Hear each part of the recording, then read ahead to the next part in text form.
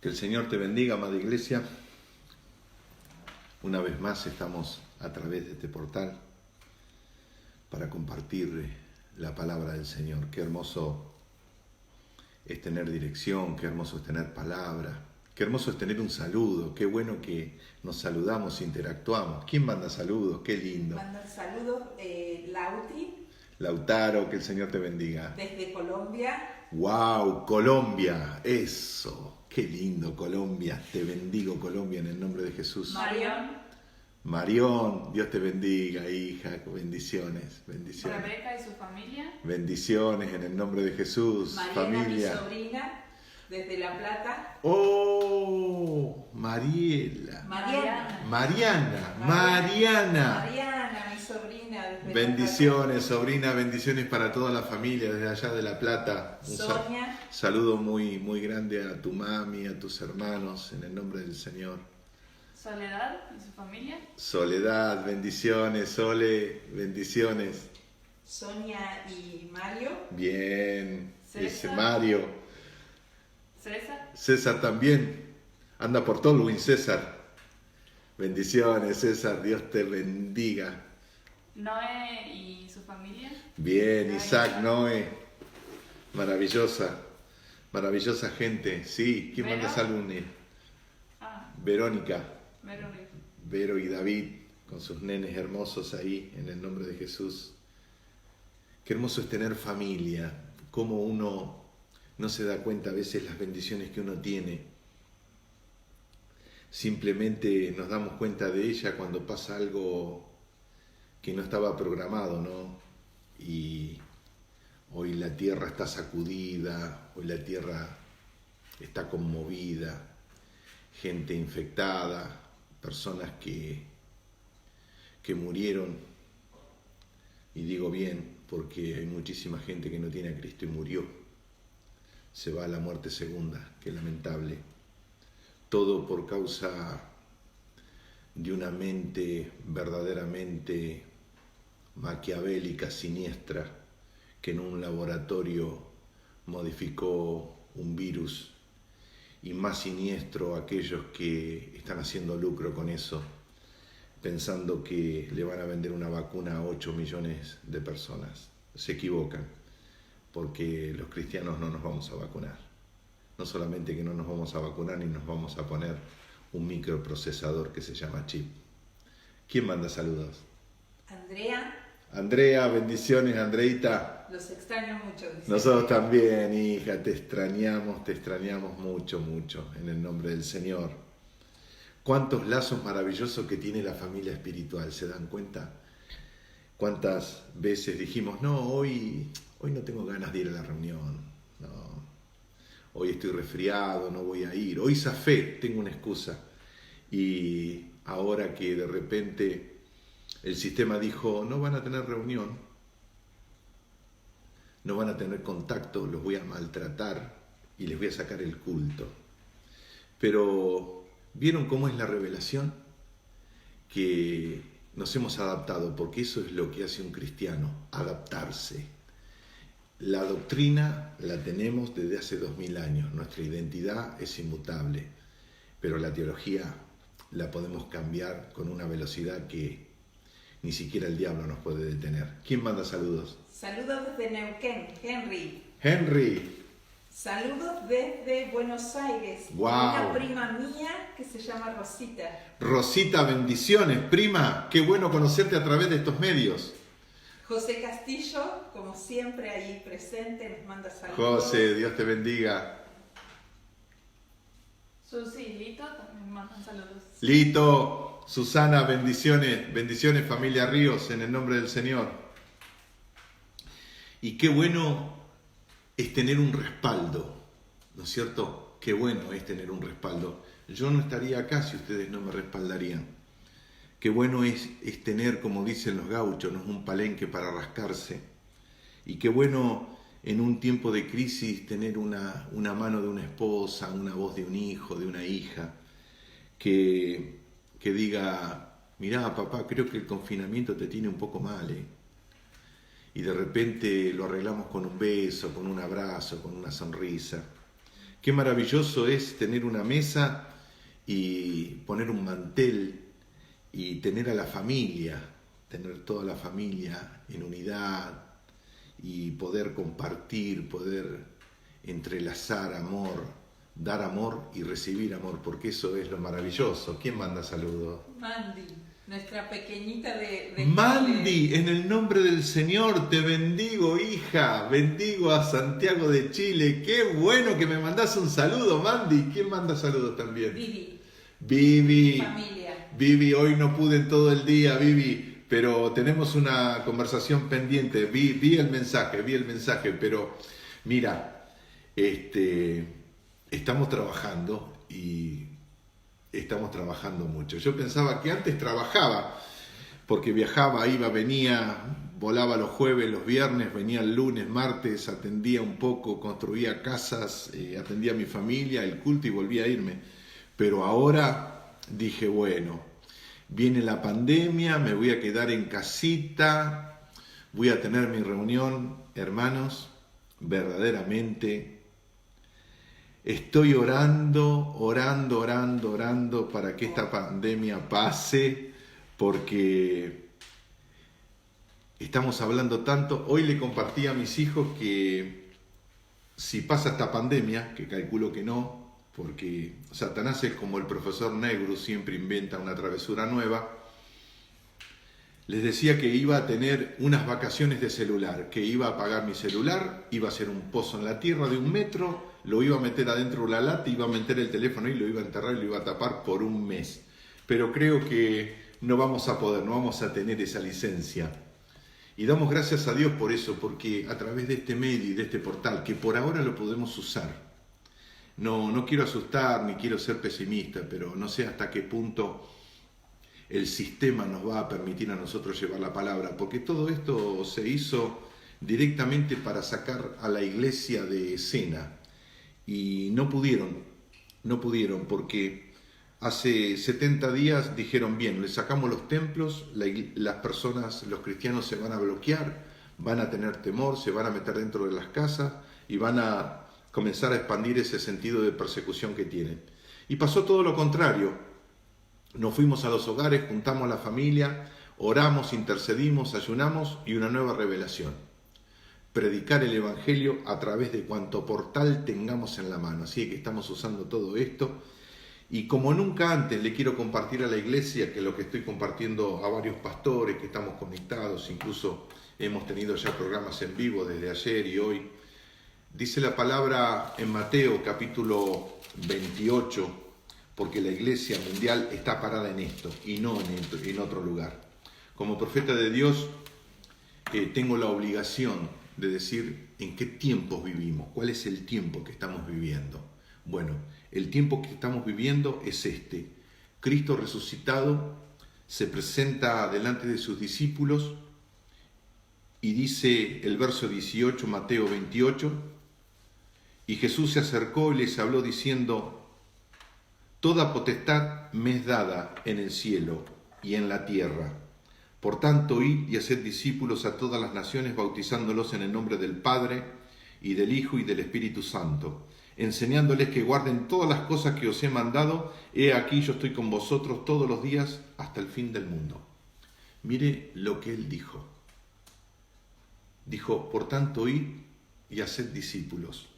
La identidad que yo les di y lo que ustedes recibieron en su corazón, lo tienen que enseñar a todas las naciones. Y tienen que enseñar lo que ustedes aprendieron de mí, a ser bautizados, porque yo pasé primero por las aguas que ustedes. Y quiero que lo enseñen. Y nosotros, a través de estos portales, podemos tener una enseñanza global a toda la tierra. Y eso es lo que estamos haciendo con este mensaje. Vos que estás apoyando, que estás mirando estos portales y que cada uno de nosotros, los cristianos, nos unimos a las redes para tener una palabra, para tener un pensamiento, una reflexión de Dios. Lo que estamos haciendo es enseñarle al mundo cómo pensamos, enseñarle al mundo en qué creemos y enseñarle al mundo que nosotros no tenemos temor. Porque el temor es la reacción de los 5 sentidos y nosotros no tenemos nuestra fe basada en fábulas como tiene el musulmán o como tiene el budista o como tiene el sintoísta o el hinduista, como tiene el ateo, como tiene el agnóstico. Nosotros los cristianos, nuestra identidad está basada en la identidad del Cordero, el Hijo de Dios, el que está sentado en el trono. Ahí está basada nuestra identidad.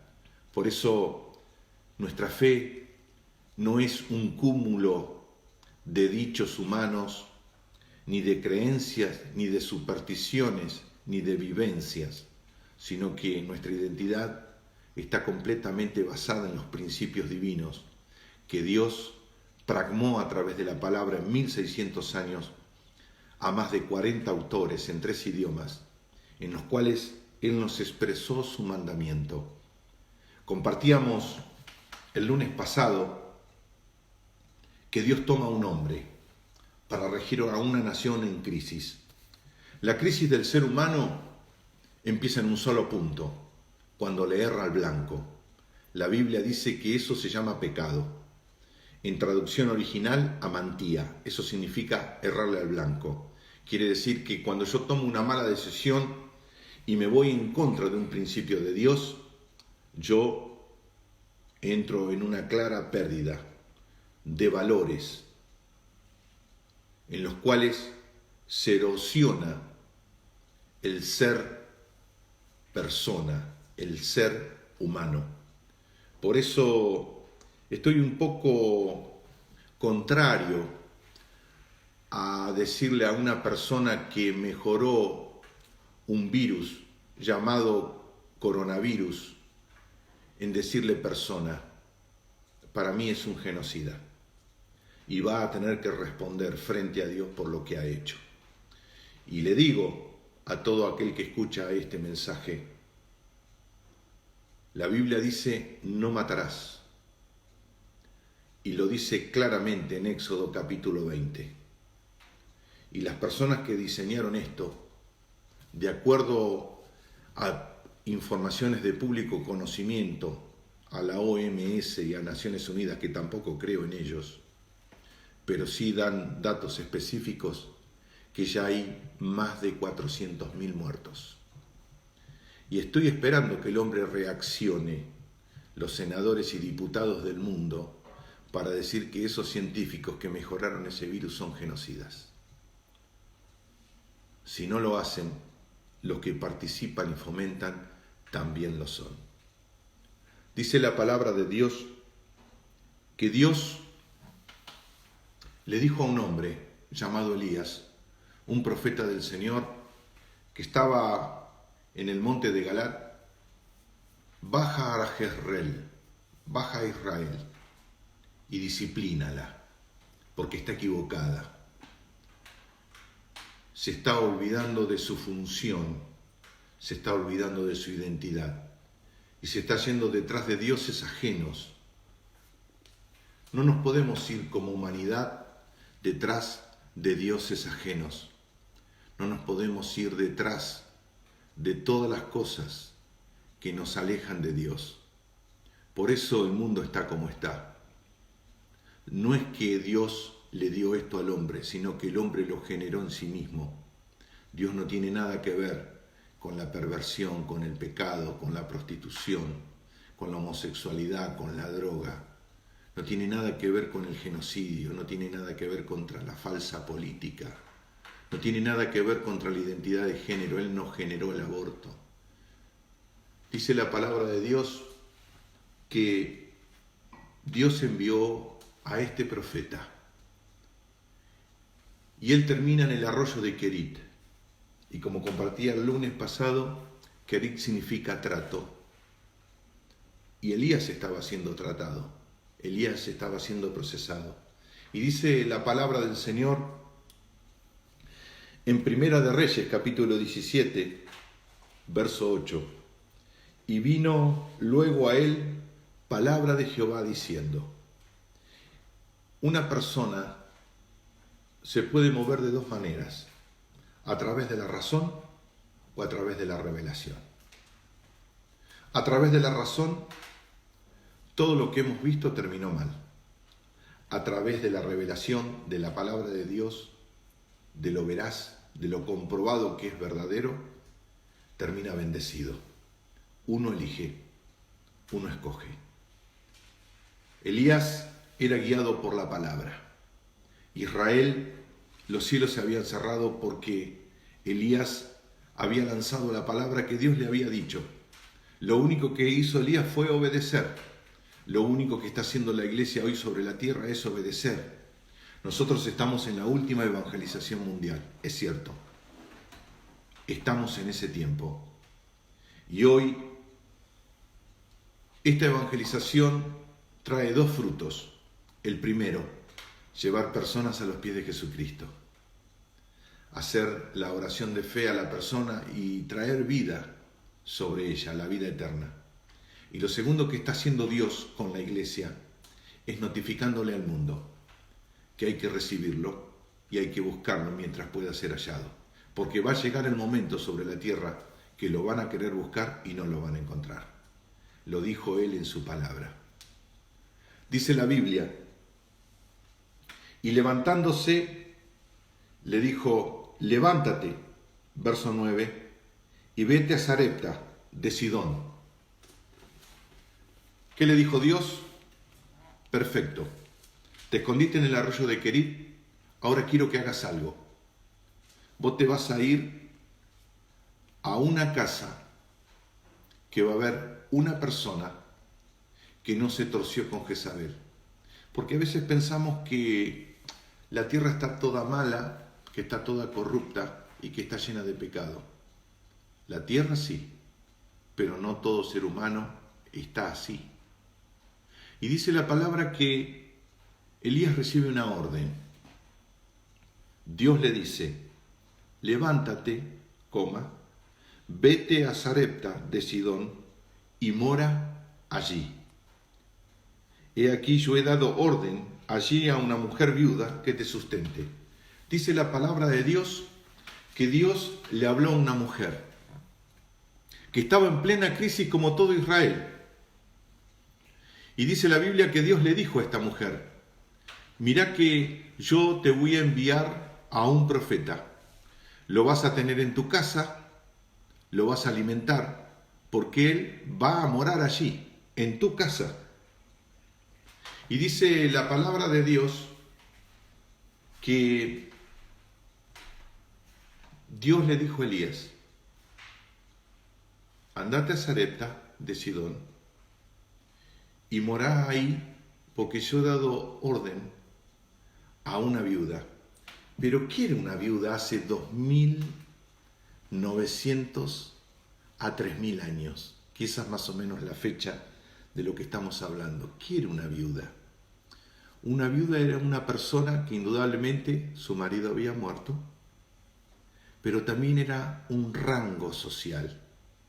Hoy tenemos pobres, tenemos clase pobre, dentro de la clase pobre tenemos pobres y tenemos indigentes, la nueva modalidad de un sistema anacrónico y caduco, o sea, más que pobres, ¿no es cierto? Si el pobre come poco, el indigente come menos. Si el pobre no puede estudiar, el indigente mucho menos. Y va a haber más pobres y más indigentes en el mundo. Pero estoy hablando del mundo, no de la iglesia. En la iglesia no hay gente pobre. Dice la palabra de Dios que Dios envió a su profeta a esta casa. Y como decía, nuestra sociedad tiene clase media alta y clase alta. En la antigüedad era lo mismo, pero ¿de qué vivían las viudas si no las sostenía nadie? Bueno, muy simple. Cuando había cosecha, iban los segadores haciendo manojos de trigo, juntaban las espigas, y las espigas enfermas, las espigas podridas, ellos las desechaban. Y las viudas iban por atrás de los segadores y recogían eso. Y eso era lo que ellas comían. Y Dios le dice a su profeta, ve a la casa de la viuda. Porque cuando Dios te pide, vuelvo a repetir, no es que te quiere quitar, sino que te quiere dar. Y dice la palabra de Dios, entonces él se levantó y se fue a Sarepta. Y cuando llegó a la puerta de la ciudad, dice el verso 10, he aquí una mujer viuda que estaba allí recogiendo leña, y él la llamó y le dijo, te ruego que me traigas un poco de agua en un vaso para que beba. O sea, Elías, antes de decirle Dios te bendiga, ¿cómo estás, hermana? Vengo yo soy el profeta que Dios te va a enviar a tu casa. Le dijo, dame un poco de agua en un vaso para que beba. Y la pregunta es, ¿qué agua? Si hacía 3 años y medio que no llovía. Elías le estaba pidiendo a una mujer que no tenía agua corriente, no tenía una canilla dentro de su casa. En las comarcas de Jezreel, donde ella vivía, quizás el pozo de agua que había para sacar agua estaba a 2, 3, 4 kilómetros. Y encima esos pozos de agua se habían secado.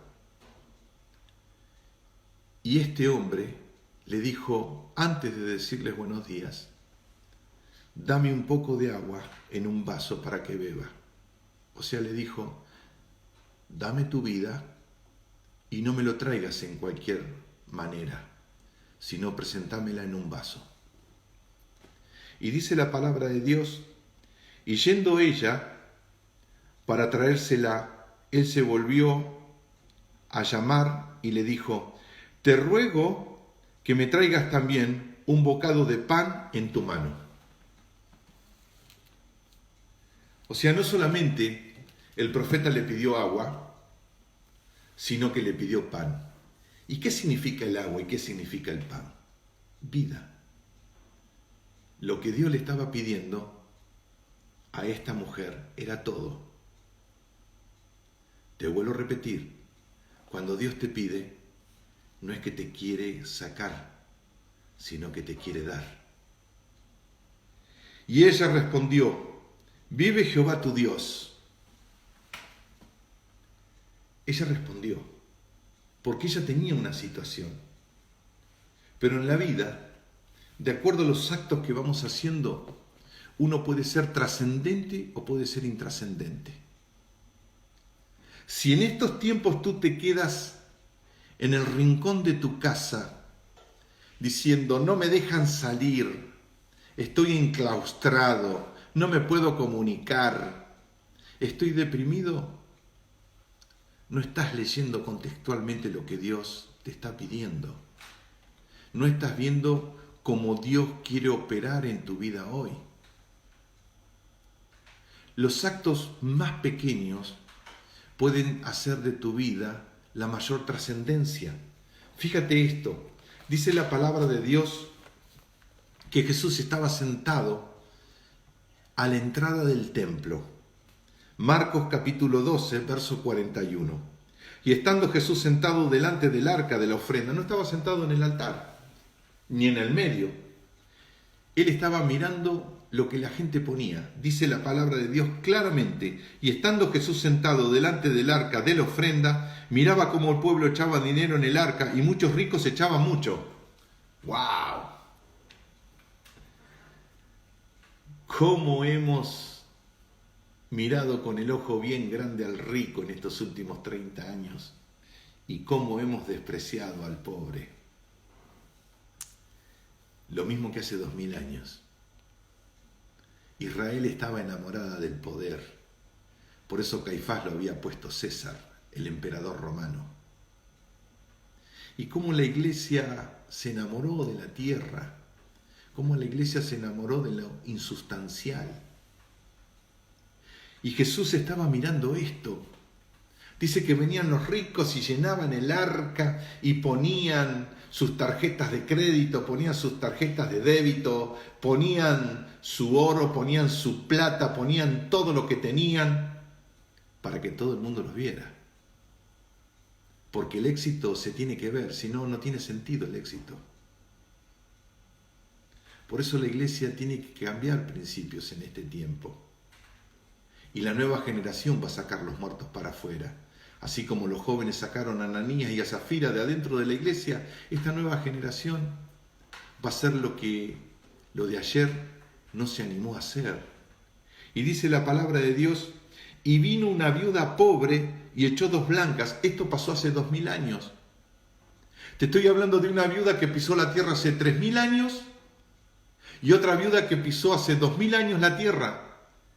Y nosotros después, una de 3000 años y otra de 2000 años, hablamos de ella. Simplemente porque una viuda echó 2 blancas. ¿Cuánto es 2 blancas? $3. ¿Cuánto es 2 blancas? A mercado oficial, para no ser ilegal en este mensaje, 210 pesos. Sin embargo, su posición determinó su historia. Esta viuda tenía toda la confianza en Dios. Y yo te digo, iglesia, en este tiempo, poné todo tu corazón en Dios porque el Señor no te va a fallar. Dice la palabra de Dios, entonces llamando, el verso 43, a sus discípulos le dijo, de cierto os digo, que esta viuda pobre echó más que todo lo que habían echado en el arca, porque todos han echado lo que les sobra, pero esta de su pobreza echó todo lo que tenía, todo su sustento. ¿Qué hizo la viuda con las 2 blancas? Le dijo Dios, este es el mejor lugar para ponerlo. Mi inversión, mi vida y mi sustento lo pongo a tus pies. Elías le dijo, mujer, tráeme un vaso de agua. Y la mujer se dio vuelta, sin objetar la orden, y fue a buscarlo, sabiendo que tenía un solo vaso de agua, y que en el pozo donde ella sacaba agua durante años no había agua. Y dice la palabra de Dios que la viuda dio 3 pasos, y que el profeta la volvió a llamar. Y le dijo, espera. Ya que vas para adentro, te ruego que me traigas también un bocado de pan en tu mano. Y ella le habla del contexto por una reacción, la reacción del alma. Y le dice, vive Jehová tu Dios, que no tengo pan cocido, solamente un puñado de harina tengo en la tinaja y un poco de aceite en la vasija, y ahora recogía 2 leños. ¿Sabes para qué? Se lo dice, la mujer se lo dice. Para entrar y prepararlo para mí y para mi hijo, para que lo comamos y nos dejemos morir. Esa era la realidad de la viuda.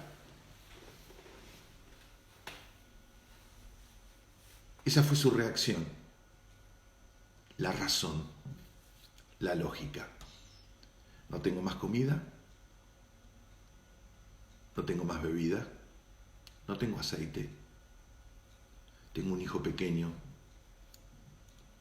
no tengo hombre que pueda traer alimento a mi casa.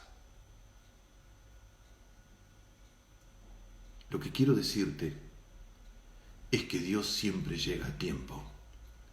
Lo que quiero decirte es que ayuda viene todos los días. Dios le había dicho a la viuda, te voy a enviar un profeta que va a bendecir tu casa. Ella no sabía cuándo, y cuanto menos lo esperó, cuando todo el mundo la había abandonado, cuando todo el mundo la había dejado, cuando nadie la tenía en cuenta. Porque fíjate que a María sí la tuvieron en cuenta, porque a los 15 años de Jesús se calcula que José había partido con el Señor, pero a María jamás la llamaron viuda, la viuda María. La Biblia relata que ella la llamaban la Virgen María.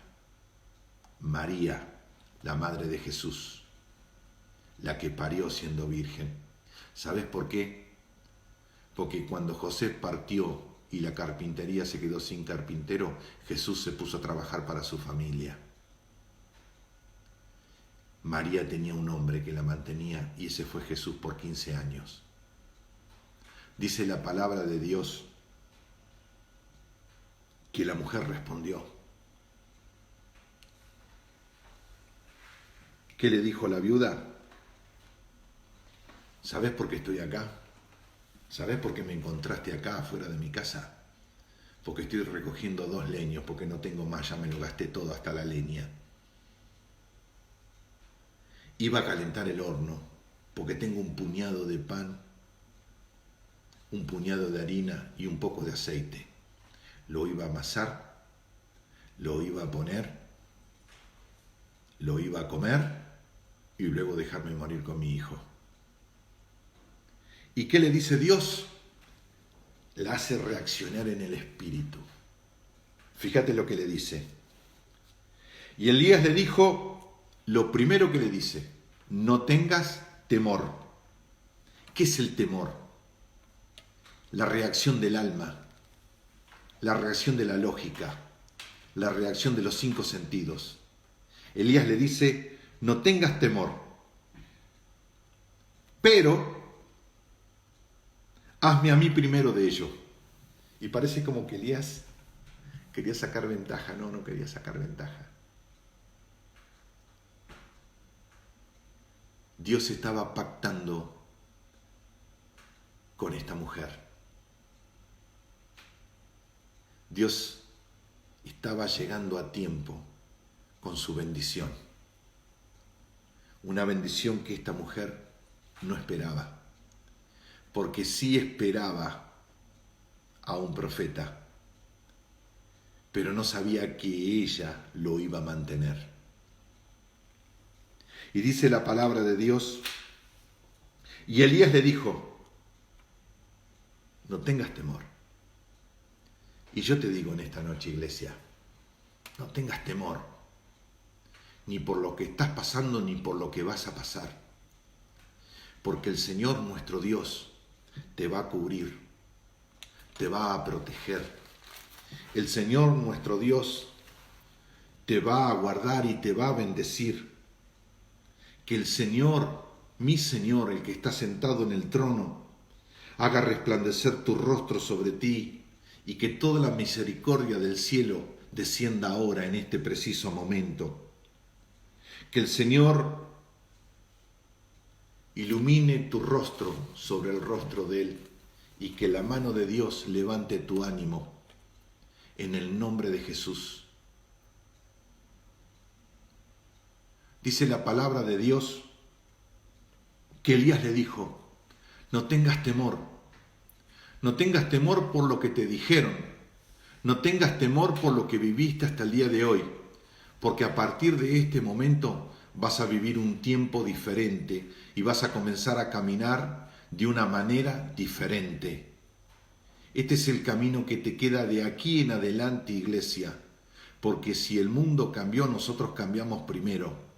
Y a partir de ahora el Señor, mi Dios, el Todopoderoso, va a guiarte en cada paso. Cada palabra que salga de tu boca va a ser producida por el shofar de Dios. Alabado sea el nombre del Señor. Dice la palabra de Dios que Elías le dijo, no tengas temor, ve, haz como has dicho, pero hazme a mí primero de ello, una pequeña torta cocida debajo de la ceniza, tráemela y después harás para ti y para tu hijo. ¿Qué le dijo el Señor a través de la boca del profeta? No tengas temor, pero si vas a hacer algo para mí, lo vas a hacer como yo te digo. Me vas a traer agua y lo vas a traer en un vaso. Vas a cocinar pan y lo vas a cocinar entre medio de las cenizas. Por tanto, id y haced discípulos a todas las naciones, bautizándolos en el nombre del Padre, del Hijo y del Espíritu Santo, enseñándoles que guarden todas las cosas que os he enseñado hasta el confín de los tiempos. He aquí yo estoy con vosotros. Lo que te digo, iglesia, en esta noche el Señor nuestro Dios Todopoderoso está contigo para caminar. El Señor nuestro Dios Todopoderoso está contigo para profetizar. El Señor nuestro Dios Todopoderoso está contigo para interceder, para orar. Alabado sea el nombre del Señor. Porque Elías le dijo esto, y no solamente cuando la viuda entendió lo que Dios le estaba diciendo, Elías le dijo esto, el Señor le dijo esto. Porque Jehová, dice el verso 14, y quiero que me prestes muchísima atención en esto, iglesia, porque Jehová, Dios de Israel, ha dicho así, porque el Señor en esta noche te dice así: yo no te puse sobre la tierra para que caminaras desnuda. Yo no te puse sobre la tierra para que caminaras en dolor. Yo no te puse sobre la tierra para que caminaras en soledad. Yo no te puse sobre esta tierra para que caminaras en tristeza. Porque dice la palabra de Dios en el verso 14 de Primero de Reyes capítulo 17.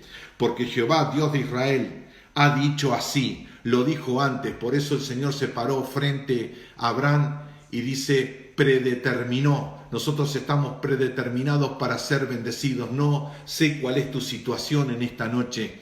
Yo sé que si tú estás escuchando este mensaje es lo que tú necesitabas. Yo te quiero decir a partir de ahora que toda tu vida va a cambiar, que este espíritu de pobreza va a huir de delante de ti. Alabado sea el nombre del Señor. Y si hubo en estos días escasez, es la siembra espiritual para la abundancia que viene en este tiempo. Alabado sea el nombre del Señor. Porque el Señor te dice a ti, tú que estás escuchando en esta noche, que te enganchaste a este portal, porque Jehová, Dios de Israel, dice así: la harina de la tinaja no escaseará, ni el aceite de la vasija disminuirá, hasta que el día que Jehová haga llover sobre la tierra. Yo te digo, iglesia, ocúpate del Señor, que el Señor te ocupa de ti. Yo te digo a ti en el nombre de Jesucristo de Nazaret, que a partir de hoy la harina no te va a escasear en tu alacena y el aceite tampoco, hasta que el Señor venga a arrebatarnos, hasta que el Señor venga a llevarnos. Yo te digo a ti en el nombre de Jesucristo de Nazaret, que nada te va a faltar, que todo a partir de ahora se te va a dar, que la mano de Dios está sobre ti y que ayuda viene todos los días. Alabado sea el nombre del Señor. Y dice la palabra de Dios: entonces ella fue e hizo como Elías le había dicho, y comió él, el profeta comió, ella, la viuda comió, y su casa, dice, y su casa, no su hijo, dice, y su casa. Vuelvo a leerte, dice, y comió él, y ella, y su casa muchos días. ¿Qué dice la palabra? Que en todo Israel había sequía, que en todo Israel había muerte, pero no en la casa de la viuda. Porque ¿sabes lo que hace la siembra? Detiene las maquinaciones de Satanás. ¿Sabes lo que hace una siembra?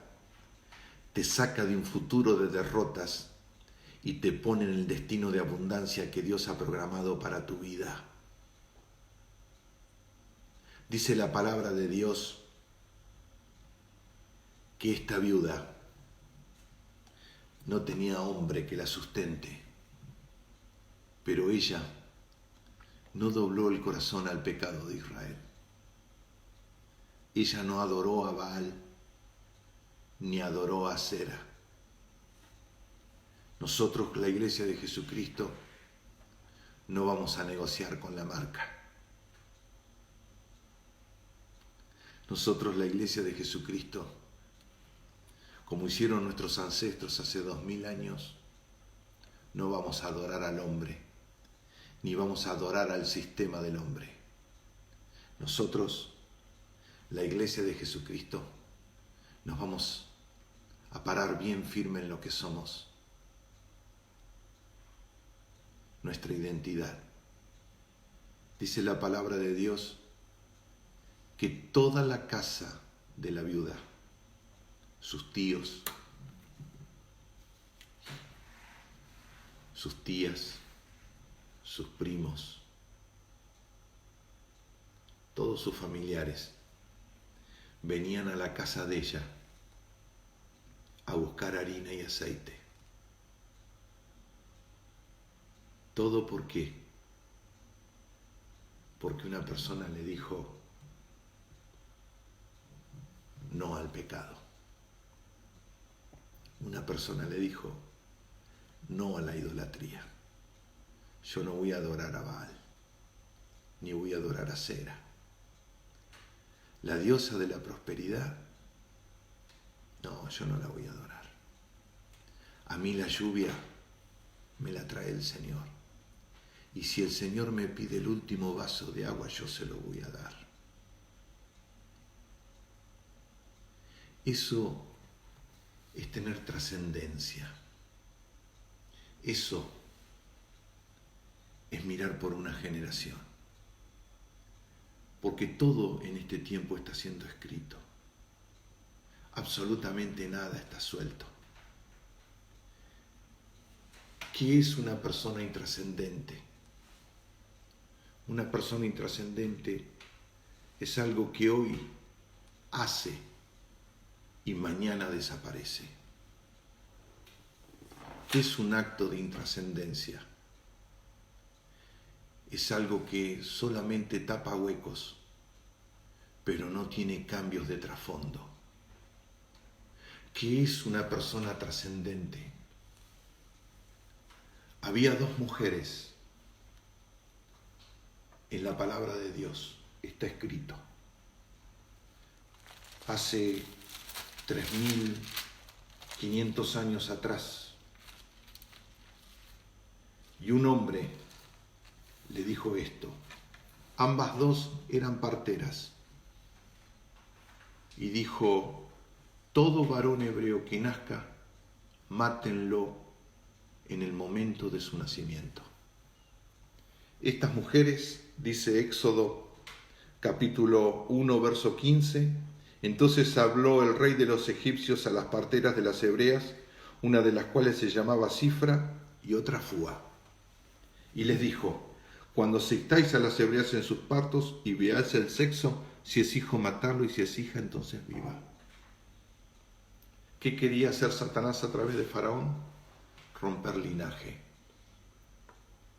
¿Qué quiso hacer Satanás a través del aborto en Argentina? Traer el pacto de muerte. Dos mujeres, simplemente dos mujeres, que aparecen una sola vez en la Biblia, hace 3.500 años. Pero hoy este predicador está hablando de ellas. ¿Qué hace la trascendencia? Pararte en una zona de respeto. Que el Señor nuestro Dios lo pone ahí porque aún Él respeta una posición de una persona que se la juega por Dios en la tierra. Pero hemos recibido tantos mensajes motivacionales y de pasarla bien por el mundo que ya nos olvidamos de ser mártires. Y ya nos olvidamos de la abnegación, negarse por una causa justa. Estas dos mujeres se negaron. ¿Y qué hizo Dios? Las bendijo. Faraón las podía haber matado, sin embargo, ellas no obedecieron a Faraón y se llevaron por un sentido en el cual tiene el hombre de hacer lo correcto. Porque una de las cosas que marca la trascendencia es hacer lo correcto. ¿Y qué es hacer lo correcto en lo espiritual? Muy simple. Hoy el cielo está esperando la voz profética de la iglesia. Hoy el cielo está esperando que no seamos corderos llevados al matadero, porque para eso ese precio lo pagó nuestro Señor. La Biblia es clara en esto, muy clara. Dice, aquel que quiera seguirme, tome su cruz, niéguese a sí mismo y sígame. Y todos pensamos, claro, desierto, trato, no, muerte, no. Para eso ya lo pasó mi Señor y lo pasó por mí. Yo no lo tengo que pasar. ¿Por qué dice tome su cruz? Cuando lo crucificaron no lo dejaron en el suelo, sino que lo levantaron. Quiere decir que la cruz tiene una altura. La gloria no se arrastra por el suelo. La gloria camina en el cielo. Y esa es la altura de los hijos de Dios. Los discípulos estaban asustados y atemorizados porque las olas le pasaban por arriba de la barca. Jesús se había quedado en la orilla a orar y en el medio de la vigilia de la noche apareció caminando arriba del agua. ¿Por qué hizo eso? Simple. Nos enseñó a nosotros cómo tenemos que caminar en este tiempo. Dios no nos dice caminar por el fondo del mar, ni siquiera nadar en medio de las olas. Lo que Él nos dijo es, ustedes en los últimos tiempos van a caminar en una atmósfera de prodigios, de señales y de milagros, en los cuales van a tomar el porte y el rango de la autoridad que yo conquisto para ustedes a través de la sangre de Jesucristo. Y ese es el nivel nuestro. Ese es el nivel en lo cual Dios quiere que tú camines. Por eso, iglesia, te digo algo. Deja de mendigar futuro. Deja de enamorarte del mundo. Y deja ese sentimiento de aceptación que querés que haga el mundo contigo. El mundo está tomado por Satanás y Satanás es un bocón profesional.